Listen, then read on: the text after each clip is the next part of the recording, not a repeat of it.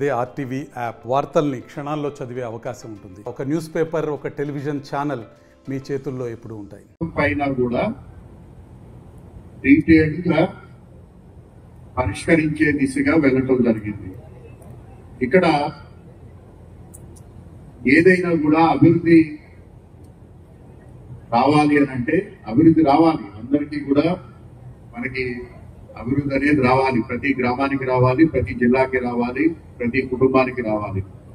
కానీ ఆ వచ్చే అభివృద్ధి ఆ కుటుంబాలకి తరతరాలుగా నిలబడిపోయేటట్టే ఉండాలి అంతే తప్పించి ఎవరికో కొంతమందికి మాత్రం లబ్ధి చేకూరుస్తూ కొంతమందికి ఇబ్బంది పడే పరిస్థితి రాకూడదు. ఒకవేళ ఇక్కడైనా పరిస్థితుల్లో కొన్ని కుటుంబాలు ఇబ్బంది పడాల్సినటువంటి పరిస్థితి వస్తుంటే వారికి పే కాంపన్సేషన్ అనేది వారికి పూర్తి స్థాయిలో చెల్లించాలి. ఇది ప్రాథమికంగా మేము తీసుకున్నటువంటి సిద్ధాంతం. దానికి సంబంధించి ప్రతి అంశంలోనూ కూడా డీటెయిల్డ్ గా మేము పరిశీలనకి చేయడం జరిగింది. దీంట్లో 4 ముఖ్యమైనటువంటి అంశాలు వచ్చినాయి.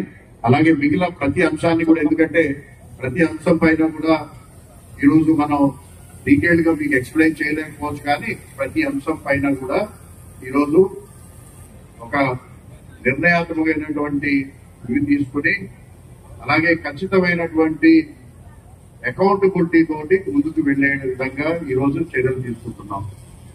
మొట్టమొదటిది దుగ్గరపల్లికి సంబంధించినటువంటి సమస్య.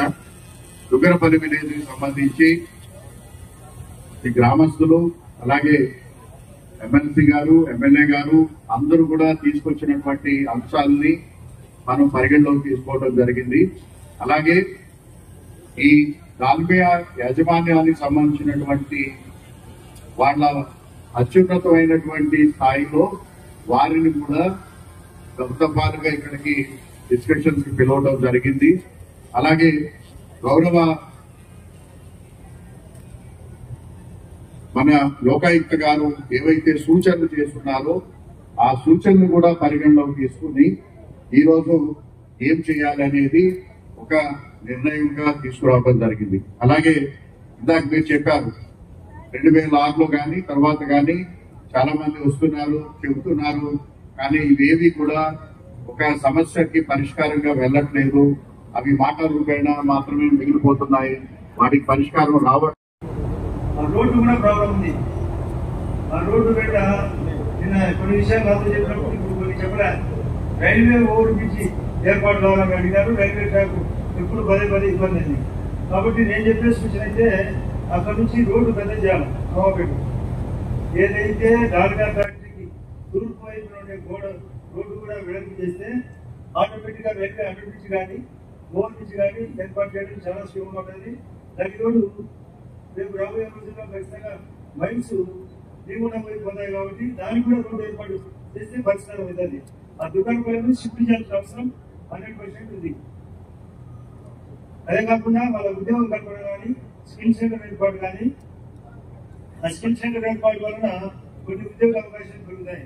అదే కాకుండా స్కూల్ ఎడ్యుకేషన్ లో వాళ్ళందరికీ రాయితీలు ఇవ్వాల్సిన అవసరం ఉంది. ఈ 4 పల్లెలకు రావంచిపట్నం కానీ, చిన్నకొమ్మల కానీ, దుకాణపల్లె కానీ, నవాపేట కానీ భూములు కొనుక్కునే ప్రతి ఒక్కరికి చేసార్ కాలం మెయింటైన్ చేయాల్సిన అవసరం కూడా ఉంది. డిఎంఎఫ్ కాలంలో అవసరం ఉంది.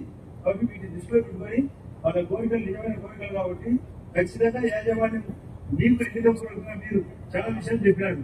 మాకు లిఖితపూర్వకంగా ఇవ్వాలని వాళ్ళతో లిఖితపూర్వకంగా ఇచ్చినది వాళ్ళకందరికీ డిస్ప్లే చేసి ఖచ్చితంగా మేము చెప్తాం అని వాళ్ళతో చెప్పిస్తే ఈ యొక్క మొత్తం విషయం అందరికీ సామరస్యంగా ఉంటుందనేది నా అభిప్రాయం. ఫ్యాక్టరీ పెట్టకుంటే కాదు, ఫ్యాక్టరీ పెట్టాల్సిందే. ఎందుకంటే ఇది చాలా విలువైన ఫ్యాక్టరీ. మనం ఏమాత్రం తొందరపడితే వాళ్ళు వేరే ప్రాంతానికి పోయి పెట్టుకోగలరు. అని ఉన్న ఫ్యాక్టరీలో ఉండే లోపాలను సర్దిద్ది కొత్త ఫ్యాక్టరీలో ఏ సమస్య రాకుండా పరిష్కారం కోసం జిల్లా కలెక్టర్ గారికి పూర్తిగా ఇంతకుముందు కూడా ఆయన మీరు ఇండస్ట్రీలో కమిషనర్ గా పనిచేసినారు కాబట్టి ఆ యొక్క ఆలోచనలు అదే కాకుండా సార్ మీకు ముఖ్యంగా సూచన పక్కన ఫ్యాక్టరీలు ఉన్నాయి. జువాడి కానీ, ఐసీఎల్ కానీ, ఇక్కడ పక్కన రాంకో కానీ, భారతీయ ఫ్యాక్టరీ కానీ వాళ్ళలో ఏ సూచనలు బాగుంటాయో ఆ సూచనని ఇక్కడ అమలు చేయాలి. వాళ్ళకి ఉద్యోగాలు ఎక్కువ ఇచ్చినారు, అదే ఉద్యోగాలు ఇక్కడ ఎక్కువ ఇవ్వాలి. అక్కడ కొన్ని వసతులు ఏర్పాటు చేశారు, ఆ వసతులు ఇక్కడ ఏర్పాటు చేయాలి. అదే కాకుండా వాళ్ళు డిఎంఎఫ్ ఎక్కువ ఇస్తే మన రేషియో ప్రకారం వీళ్ళు పేమెంట్ చేయాలి. వాళ్ళు సిఎస్ఆర్ ఎక్కువ మెయింటైన్ చేస్తే వీళ్ళు సిఎస్ఆర్ మెయింటైన్ చేయాలి. కాబట్టి ఇన్ని దృష్టిలో పెట్టుకొని మీరు ఈ యొక్క పాత అనుభవము, ఈ యొక్క అనుభవము, ఈ యొక్క దీంట్లో ఏదైతే ఈ రోజు అందరూ కొందరు మేధావులు కూడా చెప్పారు, పత్రికా విలేకరులు ఉన్నారు, అందరి అభిప్రాయాలు సేకరణ తీసుకొని నేను కూడా వినతి పత్రం మాది సబ్మిట్ చేస్తాను. దాన్ని దృష్టిలో పెట్టుకొని ముఖ్యంగా రాత్రి కూడా నేను కుదరపల్లి వచ్చినప్పుడు అందరూ 46 ఏర్పాటు చేయడం వల్లనే ఈ పబ్లిక్ హీరింగ్ లో అక్కడున్న అధికార యంత్రాంగం తప్పు చేయడం వల్ల, దాల్మే యంత్రాంగం తప్పు చేయడం వల్ల వంకలు వాళ్ళకి కట్టడమని సమాచారం వచ్చినాయి. మునిగి ఆత్మహత్యలు చేసుకుంటే కూడా వాళ్ళు మాట్లాడే అవకాశం లేకుండా దయచేసి అందరికీ చెప్తున్నా, ప్రజలు స్వేచ్ఛగా రాత్రి అయినా తెల్లవారంతో వరకైనా ప్రతి ఒక్కరి పేదవాళ్ళు, బీదవాళ్ళు, చాలా మంది ఎస్సీ కులస్తులు ఎంత నరకం అనుభవిస్తున్నారో 15 ఏళ్ళు మీరు చేసిన తప్పుకు గతంలో 2006లో పబ్లిక్ హీరింగ్ కండక్ట్ చేయడం కలెక్టర్ గారు కానీ, అధికారులు కానీ, పోలీసుల వాళ్ళు కానీ దాల్మే యాజమాన్యం చేసిన తప్పుకు ప్రజల అభిప్రాయానికి వ్యతిరేకంగా మీరు నిర్ణయం తీసుకోవడం వల్ల కొన్ని వందల ఎకరాలు ముప్పు గురవుతున్నాయి. దుకాణపల్లి గ్రామం ముప్పు గురవుతా ఉంది. అదేవిధంగా నవాపేటలో సగం ఊరు ముప్పు గురవుతా ఉంది. అదేవిధంగా పొల్యూషన్ వల్ల 250 మీటర్లు ఉన్నటువంటి ఈ గ్రామం పూర్తిగా వాళ్ళు నరకం అనుభవిస్తున్నారు. పొల్యూషన్ వల్ల పంట పొలాలు దిగుబడి పూర్తిగా తగ్గిపోయి, నాణ్యత కోల్పోయి, అమ్ముకునే కొనేవాడు లేక మిరపకుండా ఎకరాలు 2 లక్షలు ఖర్చు అయితే నిన్న చీపాటి మోసే అన్న రైతు ఆత్మహత్య చేసుకుంటే కూడా మీకు కనికరం లేకపోతే ఎట్లా? చేసిన తప్పు సరిదిద్దుకుంటారా? ఇంకా సరిపోయేదానికి ప్రజల మీద ఈ విధంగా చెప్పారు మా సమాధానంలో ఫ్యాక్టరీ కలవాలి. చేసిన తప్పును ఒప్పుకొని సరిదిద్దుకోవడం వాళ్ళు తప్ప ఈ వాళ్ళు ఏం పెట్టారండి? ఇక్కడ రైతులందరూ కూడా వినాలా? ఇక్కడ ఫ్యాక్టరీ పెట్టడానికి వందలు వాదల వల్ల నీటి ప్రవాహానికి ఇబ్బంది జరిగిందా? మీ గ్రామాలకు ఏమన్నా ఇబ్బందా? మీ పొలాలకు ఇబ్బంది అంటే అదేవిధంగా టీవాలో దాల్మే యాజమాన్యం ఫారెస్ట్ ఎన్విరాన్మెంటల్ క్లైమేట్ చేంజ్ వాళ్ళకి అప్లికేషన్ పెడితే ఇక్కడ ఏ సమస్య లేదని పెడతారా? ఇంత గుడ్డిగా, ఇంత తప్పుడు రిపోర్టుతో మీరు మీటింగ్ ఏర్పాటు చేస్తారా? అంటే ఏమాత్రం భయం లేకుండా ఈ మీటింగ్ కూడా దాల్మే కాకుండా వాళ్ళ కన్సర్న్లో ఉండేటువంటి వాళ్ళ ఫ్యాక్టరీలో మీటింగ్ ఏర్పాటు చేస్తారా? ప్రజలు మాట్లాడాలనుకుంటారా? లేకుంటే మీ ఇష్టం ప్రకారం దాల్మే చేసిన తప్పును మీరు కూడా కప్పిపుచ్చి ఇలా సమాధానం మీద మళ్ళీ ఫ్యాక్టరీ కట్టాలని ఇక్కడ కండక్ట్ చేసి మీటింగ్ చేసి అధికారులు ఏమైనా ఆలోచిస్తున్నారా? దయచేసి మీకు నమస్కారం నేను చెప్తా ఉన్నా, ఇక్కడ చాలా బాధలు ఉన్నాయి. ఆత్మహత్యలు చేసుకునే పరిస్థితి ఒక్క రోజు కాదు, ఒక్క 2006లో ప్రజలు వ్యతిరేకించి వందలు వాదనలు అడ్డంగా ఇక్కడ ఫ్యాక్టరీ కడితే చాలా నష్టపోతామని చెప్పారు. కానీ నిలబడి ఇక్కడ ఫ్యాక్టరీ కట్టారు. దానికి బాధ్యులు ఎవరు? అప్పుడు కండక్ట్ చేసిన అధికార యంత్రాంగం, అదేవిధంగా దానికి బాధ్యులైన దాల్మే యాజమాన్యం. అదే ఫ్యాక్టరీ ఎంత ధైర్యంతో ఇక్కడ ఏ సమస్య లేదు, ఒక ఎకరం మునగట్లేదు, ఊళ్ళోకి నీళ్లు రావట్లేదు, పొల్యూషన్ వల్ల ఏ నష్టం లేదని ఇన్ని తప్పులు చేసి ధైర్యంగా మళ్ళీ ఏ సమస్య లేదని చెప్పి ఇంత అన్యాయం చేసినటువంటి ఫ్యాక్టరీ మళ్ళీ ఇక్కడికి వచ్చి మీరు ప్రజలు మాట్లాడలేకపోతే వాళ్ళ బాధ ఎవరు చెప్పుకోవాలా? దయచేసి పోలీసులు కూడా చెప్తున్నా, రైతులు ఆడుకోవాలండి, బలవంతం చేయాలండి, ప్రజల పక్షాన వాస్తవాన్ని చెప్పేదానికి అవకాశం ఏమండి? దాల్మే పెట్టే తప్పుడు రిపోర్టులకు మీరందరూ కూడా సహకరిస్తారా? ప్రజల పక్షాన్ని నిలబడతారా? స్టేజ్ మీద వాళ్ళు కూడా కూర్చున్నా, దాల్మే యాజమాన్యం ఇచ్చినటువంటి తప్పుడు రిపోర్టులను మీరు కూడా సమర్థించి ప్రజలకు ఇబ్బంది పెట్టి ప్రజల సమాధానం మీద ఫ్యాక్టరీ నిర్మాణం చేయాలనుకున్నారా? ఫ్యాక్టరీకి ఎవరు వ్యతిరేకం కాదు.